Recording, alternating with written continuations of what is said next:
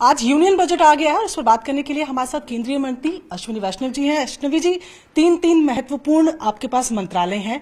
पहले तो बजट पर आपकी क्या प्रतिक्रिया, कैसा लगा बजट? मैं प्रधानमंत्री श्री नरेंद्र मोदी जी को बहुत बहुत धन्यवाद देना चाहूँगा कि ऐसी जब सारी दुनिया जब विकट परिस्थितियों से गुजर रही है, ऐसे में हिंदुस्तान एक ब्राइट स्पॉट की तरह उभरा है। और आज के इस बजट के बाद में हिंदुस्तान वर्ल्ड का ग्रोथ इंजन बनने वाला है।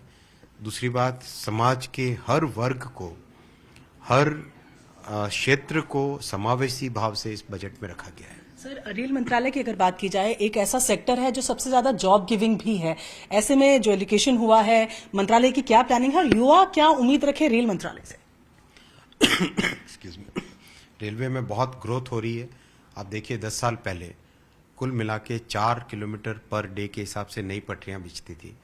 प्रधानमंत्री जी ने जिस तरह से पिछले 8 वर्षों में रेलवे में रिफॉर्म किए हैं, एलोकेशन को हर साल बढ़ाया और इस साल रिकॉर्ड लेवल पे लेके आए, उससे रेलवे में अब इस वर्ष 12 किलोमीटर प्रतिदिन नए रेलवे की पटरियां बिछ रही हैं। एम्प्लॉयमेंट की अपॉर्चुनिटीज़ लगातार बढ़ रही हैं। अब तक 3,75,000 जॉब्स दे चुका है रेलवे ऑलरेडी युवाओं को। अभी करंटली प्रोसेस चल रहा है 1,45,000 नए जॉब्स का।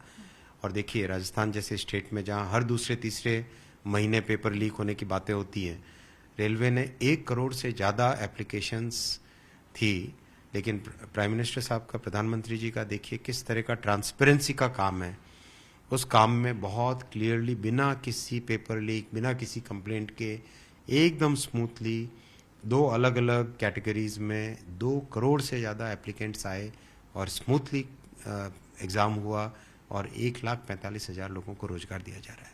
प्राइवेट सेक्टर में भी, इंडस्ट्री में भी, जो रेलवे से जुड़ी हुई इंडस्ट्री है, कॉन्ट्रैक्ट्स हैं, जो वेंडर्स हैं, जो सप्लायर्स हैं, उसमें भी मैसिव रोजगार जनरेट हो रहा है। सर, जैसे रेल मंत्रालय की हम बात करते हैं तो वंदे भारत प्रोजेक्ट जो है वो महत्वाकांक्षी प्रोजेक्ट रेल मंत्रालय के लिए भी, पीएम के लिए भी। तो क्या माना जाए कि इस साल के अंत तक वंदे भारत का जो जाल है वो पूरे देश में फैला होगा? वंदे भारत बहुत तेजी से मैन्युफैक्चर हो रही है। अब तो करीब करीब हर हफ्ते नई गाड़ी आ रही है। तो इस बजट के अनाउंसमेंट के बाद में 3 और जगह वंदे भारत की मैन्युफैक्चरिंग चालू होने वाली है, सोनीपत में, लातूर में और रायबरेली में। तो इस तरीके से वंदे भारत का प्रोडक्शन बहुत तेजी से बढ़ेगा और जो प्रधानमंत्री जी का विजन है कि देश के कोने कोने को जोड़ा जाए वंदे भारत से, वो विजन इम्प्लीमेंट होगा। आज आपकी प्रेस कॉन्फ्रेंस में आपने वंदे मेट्रो का जिक्र किया, तो ये क्या डेमो मेमो को रिप्लेस करेगी? क्या है वंदे मेट्रो? वंदे मेट्रो डिज़ाइन एक नया बन रहा है। पीएम साहब ने, प्रधानमंत्री जी ने बहुत क्लियर विजन दिया कि भाई बड़े शहर के आसपास जो छोटे शहर हैं उनको जोड़ने के लिए कोई एक तरीका होना चाहिए, एक सुगम, सरल, अच्छा माध्यम होना चाहिए। चूंकि रेलवे की पटरियां ऑलरेडी है बहुत सारी जगह, तो उस कॉन्सेप्ट को लेके वंदे मेट्रो का डिज़ाइन किया जा रहा है, जिसमें एक्सेलरेशन बहुत हाई चाहिए होता है। जहाँ पे गाड़ी ज़्यादा बार रुकती है, ज़्यादा स्टेशंस पे रुकती है, उसमें एक्सेलरेशन यानी पिकअप बहुत तेज होना चाहिए। उसकी डिज़ाइन की कुछ टेक्निकल पैरामीटर्स हैं, उन पैरामीटर्स के बेसिस पे नई गाड़ी का डिज़ाइन हो रहा है। इस साल के मिडिल में डिज़ाइन कंप्लीट होके अगले साल तक उसका रोल आउट करेंगे। ठीक है सर, बाकी मिनिस्ट्रीज की अगर आपकी बात करें तो आपने बताया कि 5G के लिए 100 लैब्स तैयार करें, तो किस तरीके से ये फंक्शन होगा और कैसे हेल्प होगी इससे? इससे नौजवानों को बहुत अच्छी अपॉर्चुनिटी मिलेगी 5G टेक्नोलॉजी को समझने की, मास्टर करने की। पीएम साहब का विजन है कि 3 साल के अंदर अंदर भारत टेलीकॉम टेक्नोलॉजी का बड़ा एक्सपोर्टर बने। एक्सपोर्टर बनने के लिए टैलेंट डेवलप करना पड़ेगा, लोगों को यूज़ केसेस समझने पड़ेंगे। ऑलरेडी बहुत काम हुआ है। भारत में बना इंडिया टेलीकॉम स्टैक इस साल रोल आउट होगा 4G और 5G का। BSNL भी 5G पे आएगा इस साल। BSNL का कंप्लीट ट्रांसफॉर्मेशन चल रहा है। मैसिव काम हो रहा है टेलीकॉम सेक्टर में। 2 लाख करोड़ के आसपास का टोटल इन्वेस्टमेंट हो रहा है। एम्प्लॉयमेंट करीब, अब तक जितनी मुझे जानकारी, करीब 40-45% बढ़ गया है एम्प्लॉयमेंट इसमें।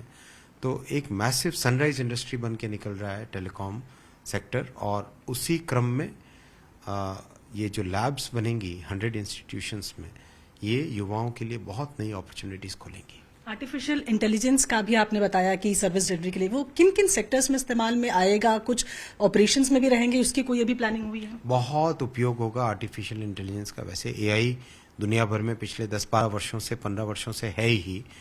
अब उसका एक डेवलपमेंट का एक नया फेज आया जो कि टर्निंग पॉइंट कहा जा रहा है। इस टर्निंग पॉइंट में ऑपरेशनल एफिशिएंसी हो, वेदर की फोरकास्टिंग हो, किसानों के लिए किस तरह की कंडीशंस में किस तरह का बीज लगना चाहिए, इन सब चीज़ों का एक बहुत ही अच्छे तरीके से एआई का यूज़ किया जा सकता है। तो उसमें 4 सेंटर्स ऑफ एक्सीलेंस आज बजट में अप्रूव हुए हैं। आप जानते हैं कि हिंदुस्तान एआई के टैलेंट के मामले में नंबर 1 है दुनिया में, और जो ग्लोबल एआई का ऑर्गेनाइजेशन है उसकी लीड भी इंडिया के पास है अभी। तो नेचुरली एआई में बहुत एक ग्रोथ का फेज है, उस ग्रोथ के फेज को यूज करेंगे। ठीक है, आप कह रहे हैं कि जैसे आपने बिल्कुल शुरुआत में बोला था कि ये बजट जो है हर वर्ग को लेकर बनाया गया है, पर विरोधी जो विपक्षी पार्टियां हैं वो बहुत ज्यादा खुश नजर नहीं आ रही, बोल रहे हैं कि कुछ नया नहीं है बजट में। वो अपने पुराने समय को देखे, जब वो लोग जिस तरह से काम करते थे और आज जो काम करते हैं, एक बहुत लंबा चौड़ा डिफरेंस आया है। कैपिटल इन्वेस्टमेंट कितना होता था, मेरे ख्याल से 1-1.5-2 लाख के आसपास, करोड़ के आसपास होता था, आज 10 लाख करोड़ है। Massive infrastructure, massive social infrastructure, massive economic infrastructure, बड़े रिलीफ सभी को, एक ट्रांसपेरेंसी, एक टोटली नया।